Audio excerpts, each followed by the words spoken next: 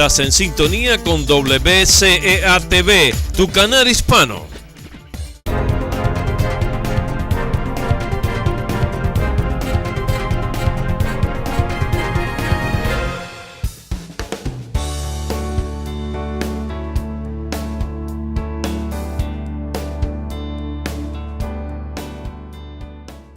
I love the like how everybody makes us feel comfortable here. Good. And how old's your little boy? He just turned 3. Just turned 3. It's Good. great to know they're safe and Yes, getting good yes. care while you're out there. Yeah. Good. Better too, so that's Good. great. Yes. Good luck to you. Thank you. Lisa, you want to say something? Well, since I was here like last year in summer, it's been great because I'm finished my classes and also my son, he comes here to the daycare. He loves the provider and yeah, we do maintenance Uh-huh. and just keep the building clean. Oh, that's good. That's good. And how old's your little boy? Oh, I got 2, You have 2? Yeah. How old are they? 4 and 2. 4 and 2. Are they cuties? Oh, they're amazing. They don't look like my kids. So now everybody's learning colors and They're all growing up together. yeah, they're growing up together. Yeah, my son doesn't ever want to leave her kids. They're like always crying to play with them. But that's good. Yeah. That's And we're right. promoting reading interaction between mom and child, Uh-huh. and so getting them school ready, and we do developmental screenings to make sure they're on track. So we get a lot. Do your kids have a favorite book? I don't know. My son likes Morris the more about Moose. like Elmo. Hmm? He likes more Elmo like books. Elmo. Elmo. Right. Good. Yeah, that's Good. A reader and a mathematician. That's Yes, really good. That's good, and they learn from each other, and Yes. they're part of a family, and you're Yeah, part they of a bigger play family. together. Like they get in, like in a group and they play. That's nice. It's good. It's why we support early education and good, Yep. daycare for kids. It's really important for them and for you. So That's right. It helps you be able to do what you need to do. That's right. Your opportunities and your children's opportunities. Yes. Yeah. This is a twofer. Yes, My son, he's learning to speak a lot more here because he needed help with speech. Uh-huh. So Interesting. he's actually learning more and counting really well. Good. Yeah, I'm really thankful for that. Good. Mine is learning English too. Like I always talk to her in Spanish, but she's like now learning English. Like Okay, so my name is Iris. I'm 20 years old. I have 2 beautiful girls. One's 8 and the other one is just turned 1. I just love Roca. I just love all the opportunities I have from here. And I'm doing GED, and right now I'm having some difficulties with my legal papers doing in here. So, but Makes I it hard. have, yeah. Maria Jose, she's helping me a lot. Good. Yeah. Good, and that's the other thing that I know Molly helps you with, Roca helps you with. If you have other issues, there's a way to connect to the state government or the city to make sure that Or we even the can- federal. Yeah, Right, even the That's federal. right. That's right. Exactly. That's right. For all these pieces. Because we want you and your kids to succeed. We want you to. we've held immigration clinics here at Roca every month of the month. So. thank you so much. Thank you. Thank you. Gracias. Thank you.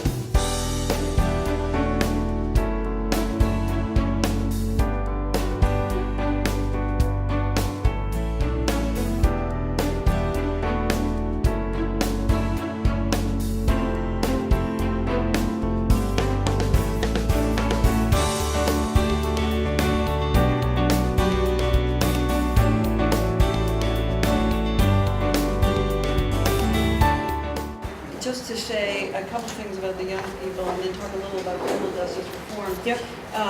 We've really worked, as you know, to work with a group that most people sort of push to the side. And people talk about it, but what does it really take? And we actually got to using data, and you know this because we met before, but we have to show off our dashboards and what is it. Because we figured out we were failing. And we had to use data to figure out and research, are we doing the right thing?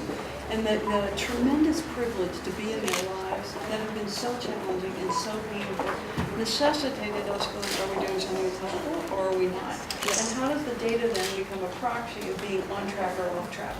And so really, we've embraced it on all levels. We're using data daily. Sheriff can share that with you. If somebody calls and asks a question, 5 minutes, here's the answer. We can tell you sort of what's going on. And we hit a high point at the end of the summer. We have this great dashboard that I love.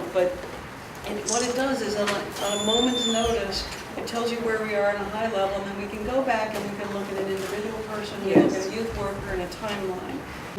Clearly the sheriff is, and the senator has helped us. You cannot arrest a rat. And it's causing more problems than hope. So we think the use of data, the having very, very hard conversations, I can't tell you they're always fun. We'd love to allow both the sheriff and the senator to speak a little bit and see if you have questions. One thing I was going to say about the data is that it brings clarity immediately to a situation, and so we know exactly what works and what does not work. And when you talk about the work that we're doing at the Sheriff's Department, we need to know what works immediately, because it not only helps the folks that are with us, but it also helps us with funding. Yes. And that's a huge thing, because when we're talking about getting money and additional resources to do what we need to do for folks, if we can show to them what works, what does not work, we can get straight to the point. And we've worked with Roca for years now. When we first got there in 2002, you had just the healing circles with us, where your folks came in and worked with our population. And that has expanded dramatically to what we're doing now. And the fact that you're coming into the Boston market is really helpful to us also, because we also, as you do in Chelsea, have a lot of folks that need the help that you're offering. So it works well for us. Well, I'll just throw my 2 cents in. I'm a huge fan of Roca.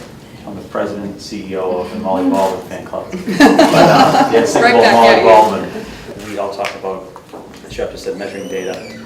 We had them up to the State House a while back, and we had the Boston delegation come in. And there were some people that weren't comfortable coming in and changing the way things are happening today. But they have all their information backed up 2-3 times, and when they see the Roca van coming down the street, the young people in this community, they can try to run, but they're going to catch them, because they will bring them back in, and people that need a second chance, third chance, fourth chance. When you leave, it's hard to come back. They want to get you back. So I'm a big fan. They're in Western Mass. They're going into Boston. The people in Chelsea love them, but Everett, my whole district, they play a big part in my entire district.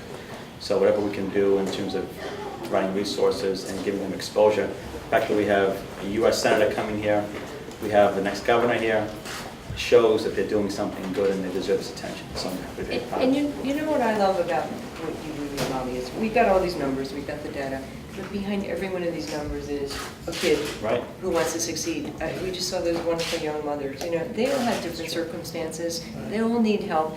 They need to feel part of a family that cares about them.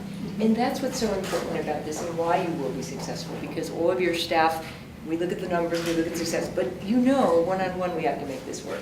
And it's always the challenge, to say, we've got these numbers, we've got all these cases, but we measure success kid by kid. Absolutely. And you and your staff pay attention to that, and you give the supports that don't show up in the numbers or the documents to the kids to be successful. We've really woven in behavioral health Yeah. to our everyday practice. Excellent. And upgrading that, and so it's something we really look forward to talking with you about, from a very informal version of it to, we actually, we should have followed some people around until someone would pay attention to us. So we've got somebody at Mass General at a new institute really interested in helping us create a CBT curriculum just for this group, because there's nothing specific for this group. And so I've been kind of watching with great interest, because how do you take those best practices that are helping people with mental health, substance abuse, and get them to the street? Because not everybody's ready to go to the counselor. The sheriff can tell you we're constantly pushing on, we have to learn more of this. So we would be really excited to talk with you further about that. And this is where some resources around that would be huge, because the sheriff knows, we talked about it, I know from the populations I've seen, so many of these kids either themselves or come from families where either mental health, behavioral health, substance abuse is a huge issue. We need to deal with that, sometimes with the underlying behavioral health, and that's often what indicates the behavior. So unless we're dealing with that underlying problem, we can't get at developing the job skills and the relationships they need to be successful. To make sure that poverty, fractured households, and schooling is really looked at in a real way, that really helps. Well, you really heard that from the young woman. Exactly. We were just talking with about family and what it meant to them both as mamas, but what it means that their children are now part That's right. of a more extended family to help support, boy, that makes a big difference. And there are people that have the fourth problem, which is the mental health, Yeah. disorders that need serious clinical attention. We can do it, Yeah. but there's a stigma around doing it, and there's resources that are lacking. So that's my big commitment, because if we can get at that, we will address some of your population, Sheriff, people who are homeless, families of all demographics who think there's a stigma attached to getting help for mental illness. Exactly. But I am convinced, even with what we've got at this table, we've got a great team. And we were talking earlier about, some of the folks that end up in trouble that you can help. We were just at Roxbury Community College talking about developing a curriculum that we can integrate now for kids who want that extra degree. They're getting a first job, but now they want to get extra skills, and how we can create that cradle to career for kids and families who need it. It's a good investment, I think.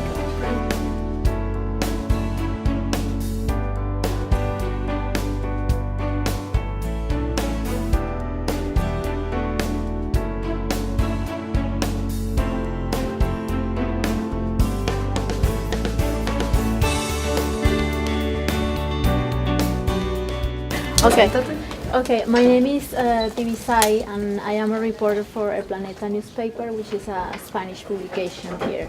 And I have two questions. One of them is, what are the specific actions that you want to take in order to address the youth violence here? And From this partnership, I mean. I have, as many people have here, been working in criminal justice, law enforcement for a long time.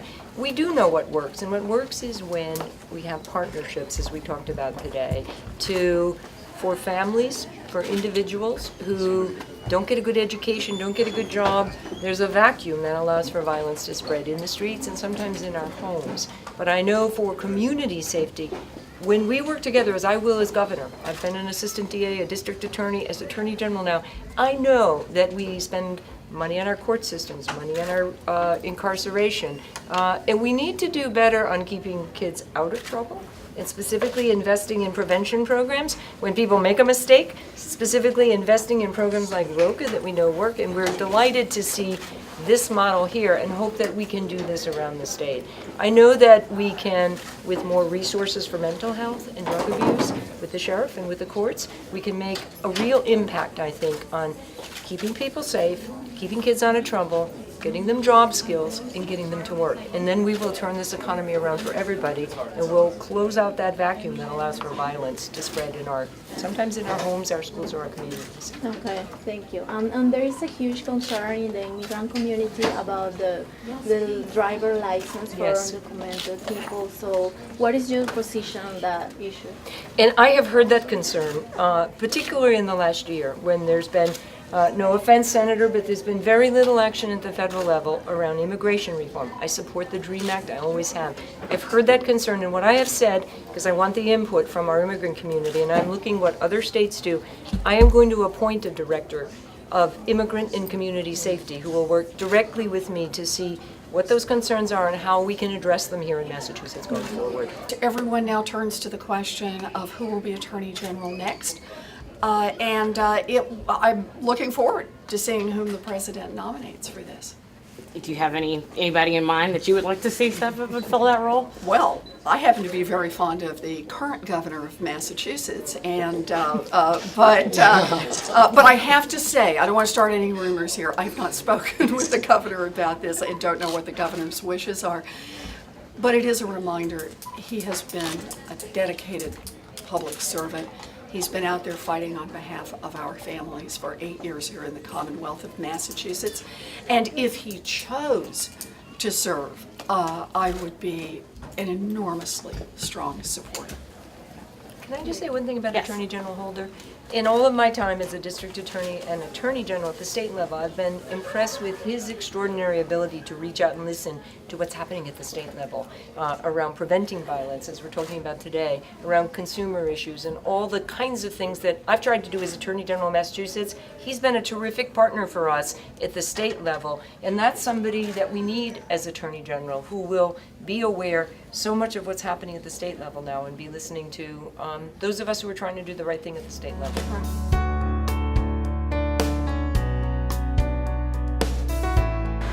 Y bien, esto ha sido todo por hoy. Los invitamos a que continúen alerta para una próxima edición de El Planeta Hoy.